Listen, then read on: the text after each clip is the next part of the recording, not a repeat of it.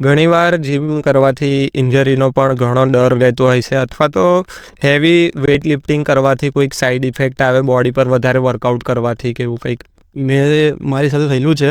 હમ. મારે કોમ્પિટિશનના 3 મહિના બાકી હતા. એના પહેલાં મને લિગામેન્ટની ઇન્જરી આવી હતી. લિગામેન્ટ ક્લિયર થઈ ગયેલા મારા 2022-23ની આસપાસ. અચ્છા, એનામાં શું આમ આવે એટલે એમાં મેં સ્કોટ્સ મારતો હતો 200 કિલો. હા, વાગી તો જાય 200 kgs. ઓહો.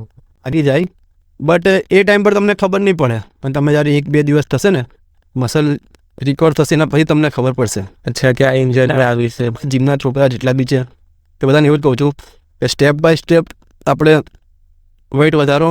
કોઈ 50 કિલો સાથે માર દે છે, પહેલાં જ સેટમાં આવે છે, પહેલાં 50 કિલો નાખીને માર દે છે. હવે તમારા મસલની ઇન્જરી થવાના ચાન્સીસ વધારે છે.